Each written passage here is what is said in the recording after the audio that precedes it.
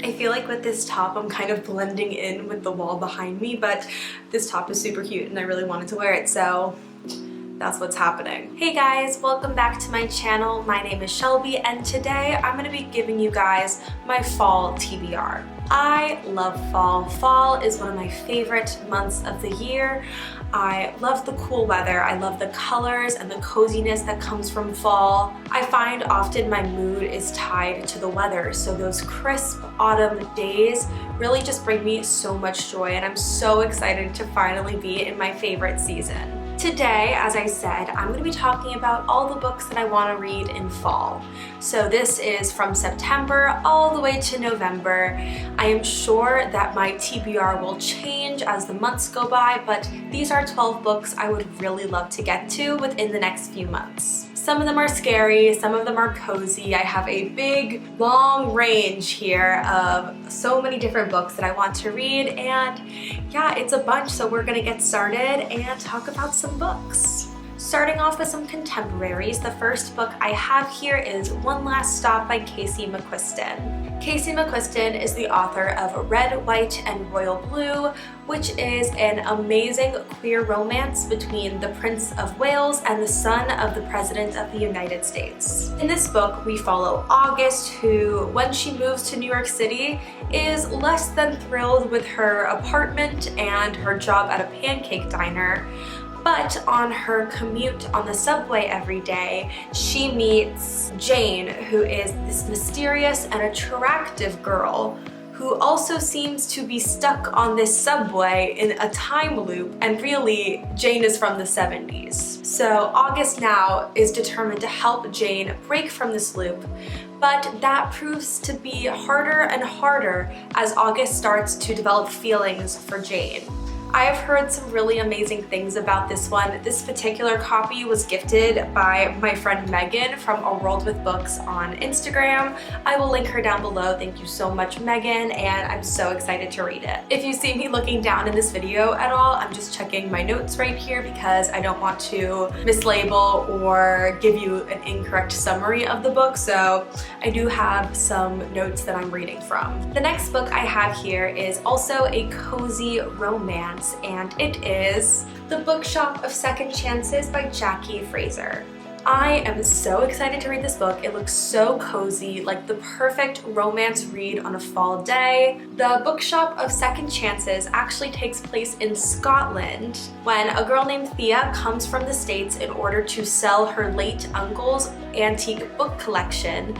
And in Scotland, she meets the owner of this bookstore named Edward, who is kind of gruff and moody, think kind of Mr. Darcy.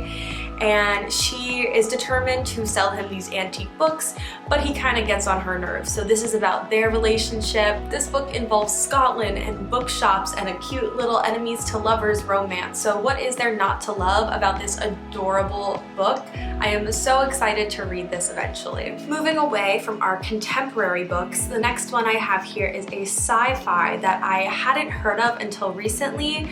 My really good friend Campbell, who is Books with Cam on TikTok, recommended me this book, and I'm super excited to read it, and it is The Darkness Outside Us by Elliot Schrieffer. I probably said that wrong. First of all, how beautiful is this cover? I know it doesn't really look fall or autumny, but I don't know, there is something about this book that makes me so excited to read it and just convinced it's gonna be such a good fall sci-fi. The Darkness Outside of Us follows Ambrose, who after his sister, who was sent to colonize a new planet, sends a distress signal. The government chooses Ambrose as the astronaut who will be sent to help her. But Ambrose wakes up on this spaceship with no memory of taking off and no idea how long he's been on this ship. But the AI of the ship tells him that he is not the only life form on board. There's another astronaut on this spaceship named Kodiak, and Kodiak refuses to lower the wall that is separating them on this spaceship. And it soon becomes clear that if either astronaut hopes to survive this journey in space, they have to put aside their differences and try to work together. This is a queer romance. I am so excited to read it and just to read about Kodiak and Ambrose's relationship. I have not read this book yet and I'm already in love. How weird is that? Like, how strange is that? I already feel a connection to these characters just from reading the description. I'm so excited. This seems like such a fun idea. I really love sci-fi and I'm excited to try a new one. Next up, I have a middle grade that is definitely going to be an October read, a little spookier, a little more witchy, and that is The School for Good and Evil by Soman Chainani. This book has come highly recommended by so many people on BookTube, and I am so excited to read it.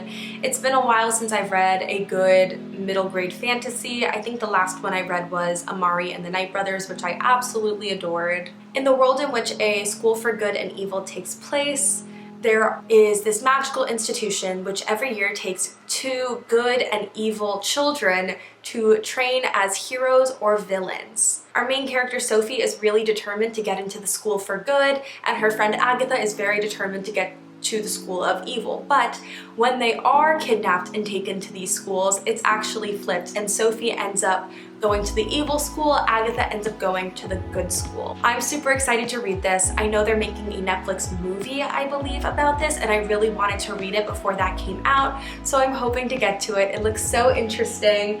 I've heard so many good things about it for years. This came out a while ago, so I'm really happy that I'm finally getting to pick it up. You guys are probably so tired of hearing me talk about this next book because it has been on my TBR forever, but I am determined, so determined to finally read this, and that is Witches Steeped in Gold by Kianan Smart. This is the Fairy Loot edition, which is why it doesn't look like it normally does. I love this edition. I think it's so cool. Witches Steeped in Gold follows 2 witches who belong to enemy orders when they are forced to work together and create an alliance in order to battle a common enemy.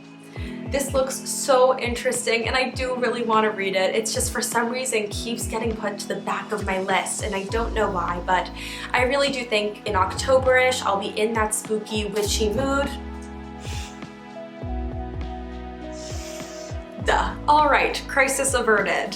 I don't even remember where I was when I was talking about this book. I think it was just that I haven't read it, I want to read it, and I will get to it soon. Right now I'm doing like positive affirmations, like I will get to this book and I will enjoy it. So hopefully that just worked and I will get to this book soon. So this next book is one I am very excited about. It was actually on my anticipated releases of 2021 list, and I'm just so excited to get to this one, and it is These Holo Vows by Lexi Ryan. It has been marketed for lovers of A Court of Thorns and Roses, so definitely will be anticipating some great fae court drama in this. In These Holo Vows, we follow Bree, who is determined to save her younger sister after she was sold to the Unseelie King. The Unseelie King says that Bree can have her sister back if she steals 3 items from the Seelie court. So now Bree must sneak in to the Seelie court posing as the bride of the prince in order to steal these items and save her sister. I've been told that this has a love triangle, that it has some steamy romance scenes, and that it's fae. So 2 of those 3 things I really enjoy. I think I talk about a lot here how much I dislike love triangles, but I'm too intrigued about this book to not try it. So hopefully maybe it'll be done well in this book, who knows? Maybe this book is the exception to my love triangles hatred. I'm so excited to read this in the next few months. Next up, we have Curse of the Spectre Queen by Jenny Elder Moak. I came across this one while I was perusing a bookshop in Wellesley, Massachusetts, and it looked super cool. So Curse of the Spectre Queen follows Sam Knox, who her job is to kind of restore old books, and when she is given this old diary to restore, she finds herself on the run from a group of men who were willing to burn down her shop in order to get this mysterious artifact. So she teams up with her best friend and his little sister, and they kind of go on this archaeological adventure to discover more about this diary. So think of it kind of as a gender-swapped Indiana Jones, which sounds so cool. I am so excited for this book. I'm excited for the historical fiction and the adventure aspect and the mystery, all things I really enjoy reading about in the fall time, and I think it's just gonna be a really fun, adventurous book. Getting into more of these spookier books on this list, next up I have The Bone House by Emily Lloyd Jones. In The Bone House, we follow Rin, who makes her living as a grave digger in this town called Colburn. Colburn, however, has this pretty bad problem called bone houses, in which corpses of the dead will rise up and attack the villagers. Usually they are not that big of an issue, they stay in the forest, but when this map maker named Ellis comes to town, the bone houses decide to be a bit more bold, and no one can really figure out why the arrival of this boy is triggering them. So Bryn and Ellis kind of go on this journey to stop the bone houses from coming up ever again. I am really looking forward to a good old-fashioned zombie book this fall. I think it's going to be creepy, spooky, a little mysterious. I don't know, I feel like I am finally ready to start reading some horror books, and I have like a few on this list. I'm not usually a horror mystery thriller person, but I've really been trying to broaden my horizons this past year, and I found that I actually have quite a taste for it. So I'm really excited to read this one. Combining horror with some fantasy elements, that's my cup of tea, and I think it'll be really fun to read. Speaking of horror and fantasy, the next book on my list is House of Salt and Sorrow by Erin A. Craig. I read this book, I think, when it first came out, but for the life of me, I cannot remember anything about it. I also received it as a NetGalley the first time, so I didn't have a physical copy, and I thought this is the perfect time when Barnes & Noble's having their 50% off sale to finally pick it up and read it, because I honestly remember nothing beyond the fact it's a retelling of the 12 Dancing Princesses. Beyond that, it's a horror retelling of the 12 Dancing Princesses, and the only thing I can picture in my head is the Barbie movie, which is fabulous. So I'm really excited to read this fairy tale in another genre. I think it's going to be spooky and perfect for October, and I'm really looking forward to it.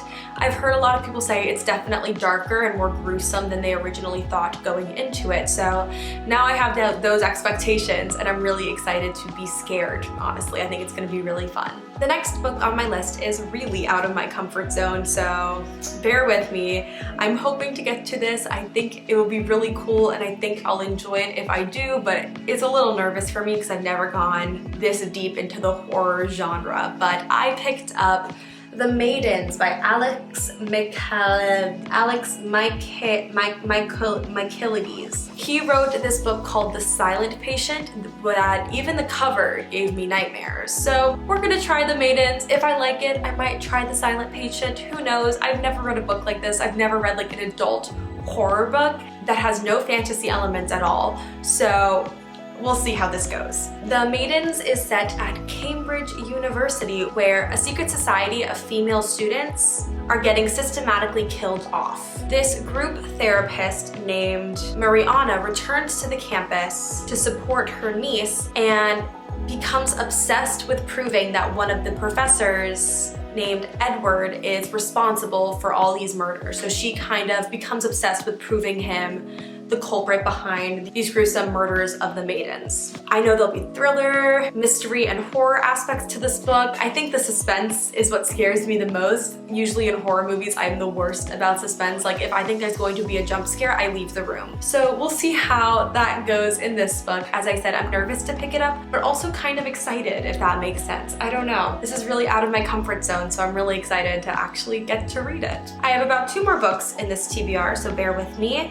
Next up is The Firekeeper's Daughter by Angeline Boulley. This has gotten a ton of buzz since it came out. For some reason, when I first picked it up, I thought it was a fantasy. It looked like a fantasy to me. But then I actually read the description and wow, I am so excited to read this thriller mystery book. So The Firekeeper's Daughter follows a biracial Native American girl who is investigating a string of drug-related deaths in her community. It is the book club pick for Reese Witherspoon's YA book club, and if it has Reese Witherspoon's mark of approval, it's probably gonna have mine. I'm really excited. I haven't read a lot of books focusing on Native American stories, and I think I'm going to learn a lot from this book, and I'm really excited to just learn more about it in general. So I think it's going to be a fun book to read also in the spooky season, and I think I'm just gonna really enjoy it because so many other people have told me I would, so I'm really excited to pick it up. The final book on my fall TBR I saved for last because this is an ARC and it's actually not going to be released until October 12th, so I wanted to save it for last, but it is The Ferryman by Claire McCall. So The Ferryman is a modern retelling of the Greek myth of Charon or Charon, essentially the person who is responsible for ferrying the souls of the dead to Hades. We follow Dylan, who has died in this huge train wreck and finds herself in the underworld with Tristan, who is the ferryman assigned to her, and they have to make this perilous journey all the way to the underworld. There are lots of obstacles in their path, but as this journey goes on and Tristan and Dylan start to connect, it becomes harder for them to know what's at the end of their journey. I love Greek mythology, especially retellings of Greek mythology. I think people are so focused in like the Hades and Persephone sphere that we forget that there are so many other cool characters out there who deserve amazing stories. So when I heard that this one was about Charon the ferryman, I was like, ooh, a romance with that? Sign me up. It looks so good. I'm so excited to read Dylan and Tristan's story and to see how it'll all turn out. I just know I'm gonna fall in love with this book. So I'm really excited to get to this. As I said, it'll be on sale October 12th. Those are all the books that I plan to read over the next few months. Ooh, this pile is really big. Let's see. There we go. Honestly, just holding this pile up is super daunting. No.